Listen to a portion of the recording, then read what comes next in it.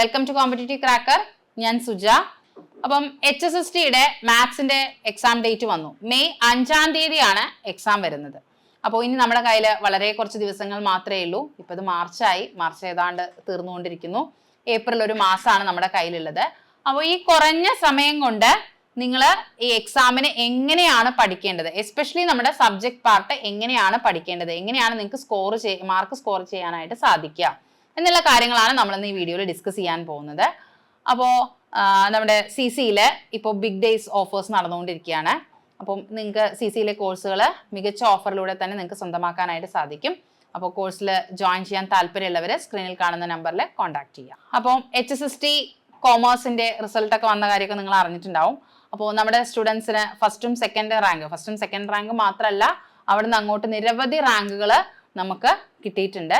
നമ്മൾ പറയുന്ന പോലെ അല്ലെങ്കിൽ നമ്മുടെ ഗൈഡൻസിനനുസരിച്ച് അവർ 100% എഫേർട്ട് ഇട്ട് പഠിച്ചത് കൊണ്ടുള്ള ഒരു റിസൾട്ടാണ് നമുക്കിവിടെ കിട്ടിയിട്ടുള്ളത്. അതായത് ടീച്ചേഴ്സിന്റെ കറക്റ്റ് ആയിട്ടുള്ള ഗൈഡൻസും അതുപോലെ തന്നെ സ്റ്റുഡൻസിന്റെ എഫേർട്ടും, ഇത് രണ്ടും കൂടെ ആയപ്പോൾ നമുക്ക് വളരെ നല്ല റിസൾട്ടാണ് കഴിഞ്ഞ എക്സാമിന് നമുക്ക് ലഭിച്ചിട്ടുള്ളത്. നിങ്ങൾക്ക് കാണാൻ പറ്റും. ഫസ്റ്റ് റാങ്കും സെക്കൻഡ് റാങ്കും അതുപോലെ തന്നെ 13, 18 തുടങ്ങി റാങ്കുകളൊക്കെ നമുക്ക് കിട്ടിയിട്ടുണ്ട് കഴിഞ്ഞ തവണ. അപ്പൊ അതുപോലെ തന്നെ നിങ്ങളും വളരെ സ്ട്രക്ചേർഡ് ആയിട്ടൊക്കെ പഠിക്കുകയാണെന്നുണ്ടെങ്കിൽ നിങ്ങൾക്കും ഇതുപോലെ ഉയർന്ന റാങ്കുകൾ വാങ്ങിക്കാനും ആദ്യത്തെ ഒരു സെറ്റിൽ തന്നെ അപ്പോയിന്റ്മെന്റ് നേടാനായിട്ട് സാധിക്കും. പലർക്കുമുള്ള ഒരു ടെൻഷൻ ആയിരിക്കും, ഇനി വളരെ കുറച്ച് സമയം മാത്രമേ ഉള്ളൂ, മാർച്ച് ഏതാണ്ട് കഴിയാനായി, ഏപ്രിൽ ഒരു മാസം, ഏറെക്കുറെ നമുക്കൊരു 1.5 മാസം അല്ലെങ്കിൽ ഒരു 40-45 ദിവസത്തോളമാണ് നമുക്ക് കയ്യിലുള്ളത്. അപ്പൊ ഈ ദിവസം കൊണ്ട് പഠിച്ചാൽ എനിക്ക് ഈ ഒരു എക്സാം ക്രാക്ക് ചെയ്യാൻ സാധിക്കുമോ, അങ്ങനെ പലതരത്തിലുള്ള ടെൻഷൻ നിങ്ങൾക്ക് ഉണ്ടായിരിക്കും. അപ്പോൾ നമ്മൾ ചെയ്യേണ്ട കാര്യം എന്താണെന്ന് വെച്ചാൽ, നമുക്ക് ഉള്ള സമയം കൃത്യമായിട്ട് യൂട്ടിലൈസ് ചെയ്ത് പഠിക്കുകയാണെങ്കിൽ ഈ ഒരു എക്സാം നിങ്ങൾക്ക് ക്രാക്ക് ചെയ്യാനായിട്ട് സാധിക്കും. ഇനി നമുക്കൊരു ഹാർഡ് വർക്കിനുള്ള സമയം നമ്മുടെ കയ്യിലില്ല. ഇനി നമുക്ക് വേണ്ടത് സ്മാർട്ട് വർക്കാണ്. എങ്ങനെയാണ് സിലബസിലുള്ള കാര്യങ്ങൾ, എസ്പെഷ്യലി നമ്മുടെ സബ്ജക്റ്റിന്റെ ഭാഗങ്ങൾ എങ്ങനെ ഇനി പഠിച്ചു തീർക്കാം, അവിടുന്ന് എങ്ങനത്തെ ക്വസ്റ്റ്യൻസ് ഒക്കെയാണ് നമ്മൾ പ്രാക്ടീസ് ചെയ്യേണ്ടത്, ആ കാര്യങ്ങളാണ് ഇനി നമ്മൾ മുന്നോട്ട് നോക്കേണ്ടത്. കാരണം എന്താണെന്ന് വെച്ച് കഴിഞ്ഞാൽ, ഇനി നമ്മൾ സിലബസിലെ ഓരോ ടോപ്പിക്കും എടുത്ത് ടോപ്പിക്ക് പഠിച്ച് PYQ നോക്കി അതുപോലെ തന്നെ കൂടുതൽ ക്വസ്റ്റ്യൻസ് റെഫർ ചെയ്ത് അതിനൊന്നുള്ള സമയം നമുക്കില്ല. ഇനി വളരെ സ്മാർട്ട് സ്റ്റഡിയാണ് ഇനി നമുക്ക് മുന്നോട്ട് വേണ്ടത്. കാരണം വളരെ ലിമിറ്റഡ് ടൈം മാത്രമേ നമ്മുടെ കയ്യിലുള്ളൂ. നമുക്ക് കൂടുതലായിട്ട് എഫേർട്ട് ഇട്ട് പഠിക്കുകയാണെങ്കിൽ നിങ്ങൾക്ക് ഈ ഒരു എക്സാം ക്രാക്ക് ചെയ്യാനായിട്ട് സാധിക്കും. അപ്പോൾ ഇനി മാത്സിലെ പ്രധാനപ്പെട്ട ഭാഗങ്ങൾ ഏതൊക്കെയാണ്, അത് പലർക്കും ഉള്ളൊരു സംശയമാണ്. നമുക്കറിയാം 10 മൊഡ്യൂളുകളിലായിട്ടാണ് സബ്ജക്റ്റിന്റെ ഭാഗം വരുന്നത്. 7 മാർക്കാണ് ഓരോ മൊഡ്യൂൾസിനും വരുന്നത്. 7 മാർക്സ് വീതമാണ് വരുന്നത്. അപ്പൊ നമുക്കതിൽ റിയൽ അനാലിസിസ് പഠിക്കാനുണ്ട്, അതുപോലെ തന്നെ ഓൾജിബ്ര പഠിക്കാനുണ്ട്, അങ്ങനെ എല്ലാ ടോപ്പിക്കുകളും നമുക്ക് വരുന്നുണ്ട്. അപ്പൊ എല്ലാത്തിനും ഈ 7 മാർക്സ് ആണ് മാർക്ക് ഡിസ്ട്രിബ്യൂഷൻ വന്നിട്ടുള്ളത്. അതുകൊണ്ട് ഒരു ഭാഗം നമുക്ക് സ്കിപ്പ് ചെയ്യാം, മറ്റേ ഭാഗം മാത്രം പഠിച്ചാൽ മതി എന്നുള്ള രീതിയിൽ നമുക്ക് പറയാനായിട്ട് സാധിക്കില്ല. ഇപ്പോൾ നിങ്ങൾക്ക് കണ്ടന്റിനെ കുറിച്ചുള്ള വ്യക്തമായ ധാരണ ഉണ്ടായിരിക്കണം. ഇപ്പോൾ നിങ്ങൾ അബ്സ്ട്രാക്ട് ഓൾജിബ്ര പഠിക്കുകയാണെങ്കിൽ അതിലെ ടോപ്പിക്കുകളിലെ ഓരോന്നിന്റെയും എന്താണ് കൺസെപ്റ്റ്. ഇപ്പൊ ഗ്രൂപ്പ് പഠിക്കാന്ന് വെച്ചോളൂ, ഞാനൊരു എക്സാമ്പിൾ പറയാണ്. ഗ്രൂപ്പ് പഠിക്കുകയാണെങ്കിൽ ഗ്രൂപ്പ് എന്താണ്, ഗ്രൂപ്പുമായിട്ട് റിലേറ്റ് ചെയ്തിട്ടുള്ള കാര്യങ്ങളൊക്കെ നിങ്ങൾക്ക് അറിഞ്ഞിരിക്കണം. ഒപ്പം നിങ്ങൾ എന്താണ് അതിലെ പ്രോബ്ലംസ് നിങ്ങൾ സോൾവ് ചെയ്യാനായിട്ട് പഠിക്കണം. നമ്മൾ ഡിഗ്രിയും PGയും B.Edഉം സെറ്റും ഒക്കെ കഴിഞ്ഞ ആൾക്കാരാണ്. അപ്പോൾ അവിടെയൊക്കെ എക്സാം എന്ന് പറയുമ്പോൾ നമുക്ക് ഡിസ്ക്രിപ്റ്റീവ് ടൈപ്പ് ആയിരുന്നു. സെറ്റിനൊഴിച്ച് ബാക്കിയുള്ളതെല്ലാം നമുക്ക് ഡിസ്ക്രിപ്റ്റീവ് എക്സാം ആയിരുന്നു. അപ്പൊ അതുകൊണ്ട് തന്നെ ആ ലെവലിലല്ല നമ്മളൊരു കോമ്പറ്റേറ്റീവ് എക്സാമിന്റെ ക്വസ്റ്റ്യൻ പേപ്പർ സോൾവ് ചെയ്യേണ്ടത്. ചില സ്ഥലത്ത് നമുക്ക് ഷോർട്ട് കട്ടുകൾ യൂസ് ചെയ്യേണ്ടി വരും. അതുപോലെ തന്നെ ചിലത് വളരെ നമുക്ക് എളുപ്പത്തിൽ ആൻസർ കണ്ടുപിടിക്കാൻ പറ്റുന്ന ക്ലൂകൾ നമ്മളെ ക്വസ്റ്റ്യൻസിൽ ഉണ്ടായിരിക്കും. അതൊക്കെ പഠിച്ചെടുക്കുക എന്നുള്ളതാണ് ഇനി നമ്മൾ ചെയ്യേണ്ടത്. അതല്ലാതെ നമുക്ക് ഒരു 10-15 സ്റ്റെപ്പ് കൊണ്ട് ആൻസർ കണ്ടുപിടിക്കുക, ആ ഒരു മെത്തേഡ് ഫോളോ ചെയ്ത് മുന്നോട്ട് പോവുക എന്ന് പറയുന്നത് അത് പ്രാക്ടിക്കലി പോസിബിൾ അല്ല. കാരണം ടൈം ലിമിറ്റ് എന്നുള്ളത് തന്നെയാണ്, ടൈം മാനേജ്മെന്റ് തന്നെയാണ് അവിടെ പ്രോബ്ലം ആയിട്ട് വരിക. ഏറ്റവും കുറഞ്ഞ സമയം കൊണ്ട് എങ്ങനെ ആൻസർ ചെയ്യാം എന്നുള്ളതാണ് ഇനി നമ്മൾ നോക്കേണ്ടത്. നിങ്ങളിപ്പോൾ പറഞ്ഞ പോലെ മാത്സിന് പ്രധാനപ്പെട്ട ഭാഗങ്ങൾ ഏതൊക്കെ എന്ന് ചോദിച്ചു കഴിഞ്ഞാൽ എല്ലാ ഭാഗത്തിനും ഈക്വൽ ഇമ്പോർട്ടൻസ് തന്നെയാണ് എല്ലാ മൊഡ്യൂൾസിനും വരുന്നത്. കാരണം ഓരോ മൊഡ്യൂളിനും 7 മാർക്ക് വീതമാണ് കൊടുത്തിട്ടുള്ളത്. അപ്പോൾ ഈക്വൽ ഇമ്പോർട്ടൻസ് ആണ് എന്ന് തന്നെയാണ് അതിനർത്ഥം. പിന്നെ നിങ്ങൾക്ക് ഏതൊക്കെയാണ് കൂടുതലായിട്ട് നോക്കേണ്ടത് എന്ന് ചോദിച്ചു കഴിഞ്ഞാൽ previous year question papers refer ചെയ്യുക എന്നുള്ളതാണ്. അപ്പൊ അതിൽ നിന്ന് നമുക്ക് ഏകദേശം ക്വസ്റ്റ്യൻ്റെ ഒരു പാറ്റേൺ നമുക്ക് മനസ്സിലാവും. അപ്പോൾ പ്രീവിയസ് ഇയർ ക്വസ്റ്റ്യൻ പേപ്പർ എന്ന് പറഞ്ഞാൽ ഇതിന് മുൻപേ നടന്ന ജനറൽ നോട്ടിഫിക്കേഷൻ മാത്രമല്ല, ഓരോ ജനറൽ നോട്ടിഫിക്കേഷൻ എക്സാമുകൾ കഴിയുമ്പോഴും അതിനുശേഷം എന്താണ് NCA എക്സാമുകൾ നടത്തുന്നുണ്ട്. അപ്പൊ ആ NCA എക്സാം ഒക്കെ റീസെന്റ് നടന്നിട്ടുണ്ടാവും. അപ്പൊ അതിന്റെയൊക്കെ ക്വസ്റ്റ്യൻ പേപ്പേഴ്സ് കളക്ട് ചെയ്ത് അത് ആൻസർ ചെയ്ത് നോക്കുകയാണ് വേണ്ടത്. ഇനി നിങ്ങൾക്കുള്ള സംശയമാണ് ക്വസ്റ്റ്യൻ പേപ്പേഴ്സ് എവിടെ നിന്ന് കിട്ടും? PSCയുടെ സൈറ്റിൽ ഉണ്ടായിരിക്കും. NCA നോട്ടിഫിക്കേഷൻസിന്റെ ഒക്കെ ക്വസ്റ്റ്യൻ പേപ്പേഴ്സ് എടുത്ത് അതൊക്കെ സോൾവ് ചെയ്ത് നോക്കുക. അപ്പൊ നിങ്ങൾക്ക് ഏറെക്കുറെ ഒരു ധാരണ കിട്ടും എങ്ങനെയാണ് ക്വസ്റ്റ്യൻസ് വരുന്നത്, ഏതൊക്കെ ഭാഗത്തു നിന്നാണ് വരുന്നത്, എല്ലാ ഭാഗത്തു നിന്നും ക്വസ്റ്റ്യൻസ് വന്നിട്ടുണ്ടോ എന്നുള്ള കാര്യങ്ങളൊക്കെ നമുക്ക് വ്യക്തമായിട്ട് മനസ്സിലാക്കാനായിട്ട് സാധിക്കും. ഓക്കെ, അടുത്തത് മാത്സ് എങ്ങനെ പഠിക്കണം? എങ്ങനെയാണ് പഠിക്കേണ്ടത്? നമ്മൾ എഴുതി പ്രാക്ടീസ് ചെയ്യുക തന്നെയാണ് വേണ്ടത്. അത് നമുക്കറിയാം, നമ്മൾ സ്കൂൾ ലെവൽ മുതൽ മാത്സ് പഠിക്കുന്നതാണ്. എപ്പോഴും മാത്സ് ടീച്ചേഴ്സ് പറയുന്ന കാര്യം എന്താ? നിങ്ങൾ എഴുതി പ്രാക്ടീസ് ചെയ്യൂ. നമ്മൾ കുട്ടികളോടും പറയുന്ന കാര്യമാണ്. എന്താണ്, നിങ്ങളൊക്കെ ഇപ്പോൾ BEd കഴിഞ്ഞവരാണെങ്കിൽ നിങ്ങളൊക്കെ സ്കൂളിൽ വർക്ക് ചെയ്യുന്നവരായിരിക്കും മെജോറിറ്റി ആൾക്കാരും. അപ്പോൾ നമ്മൾ പറയുന്ന കാര്യം എന്താണ്? പ്രാക്ടീസ് ചെയ്ത് എഴുതി പഠിക്കൂ എന്നുള്ളതാണ് നമ്മൾ പറയുന്നത്. ഇനി ഇതിൽ കുറെ ഇയർ ഗ്യാപ്പ് ഉള്ള ആൾക്കാരൊക്കെ ഉണ്ടാവും. ഇപ്പോൾ റീസെന്റ് ആവും ചിലപ്പോൾ അവർ പഠിച്ചു തുടങ്ങിയിട്ടുണ്ടാവുക.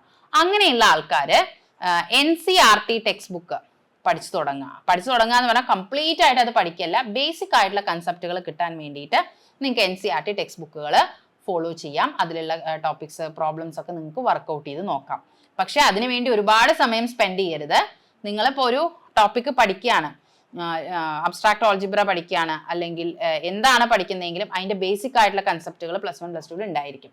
അത് ജസ്റ്റ് ഒന്ന് റീഫ്രഷ് ചെയ്ത് നമുക്ക് പഠിച്ച കാര്യങ്ങളാണ് അതൊന്ന് ബ്രഷപ്പ് ചെയ്തെടുക്കുക മാത്രമേ ആവശ്യമുള്ളൂ. അപ്പോൾ അത് ജസ്റ്റ് ഒന്ന് വായിച്ചു നോക്കുക, 1-2 പ്രോബ്ലംസ് ഒക്കെ വർക്കൗട്ട് ചെയ്ത് നോക്കുക.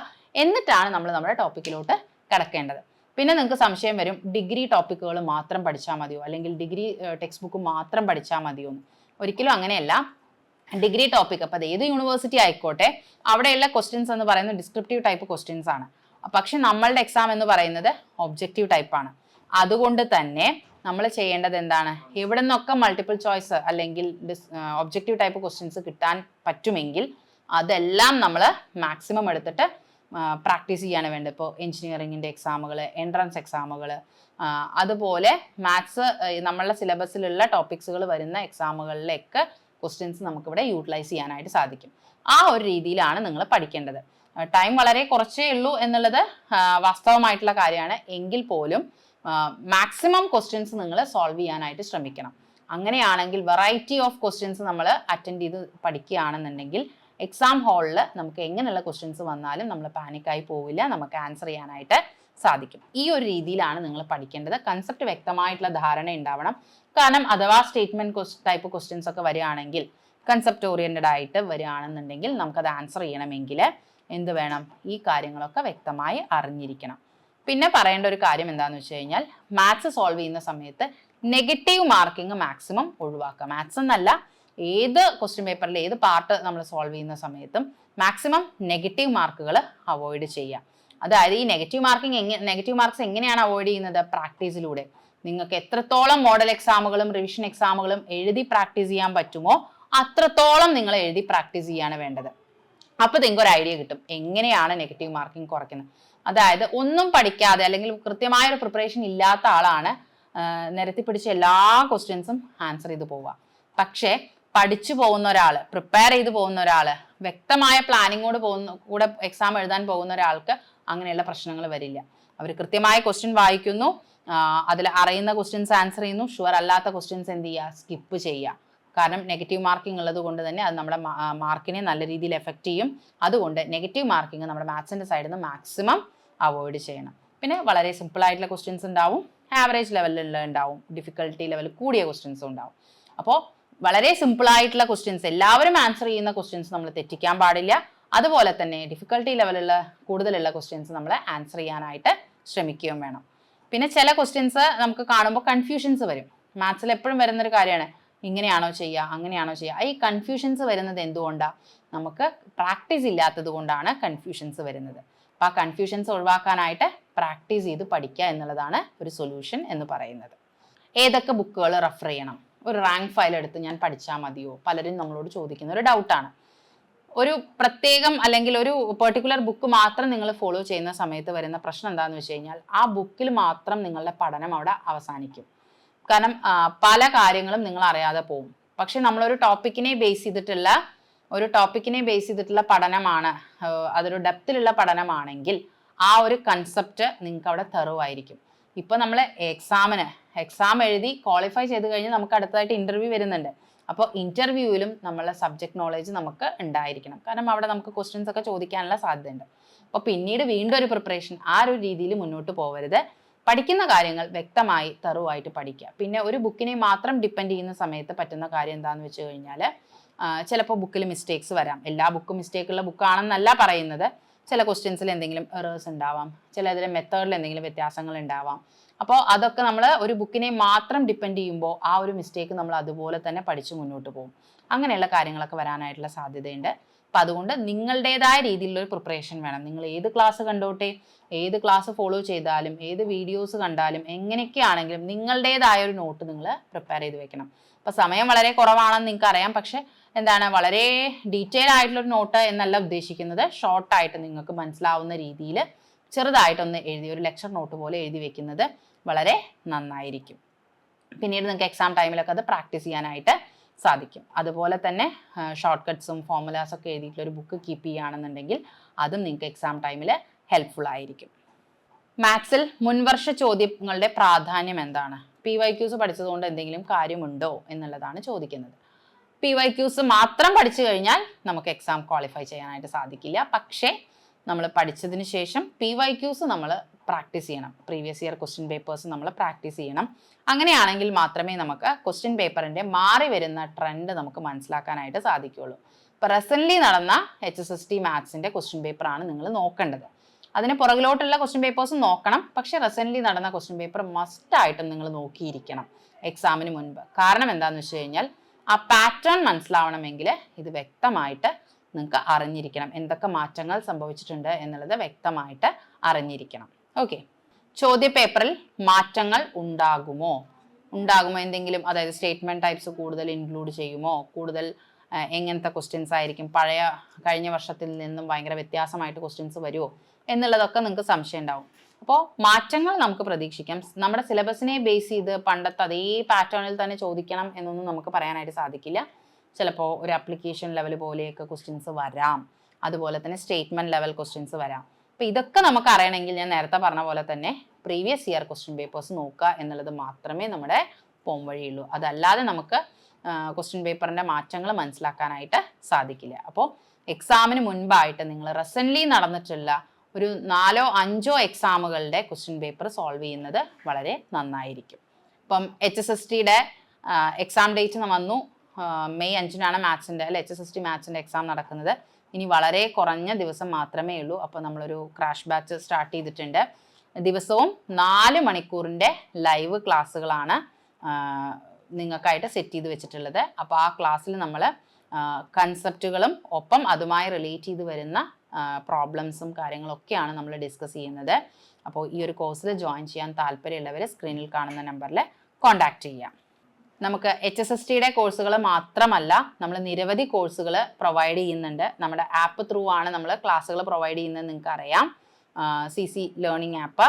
അതിൽ നമുക്ക് PSC, KTET, set, net, SSB, RRB അങ്ങനെ നിരവധി കോഴ്സുകൾ നമ്മൾ പ്രൊവൈഡ് ചെയ്യുന്നുണ്ട്. ഇപ്പോൾ HSST മാത്സിൻ്റെ എക്സാം ഡേറ്റ് എന്ന് പറയുന്നത് മെയ് 5-ാം തീയതിയാണ്.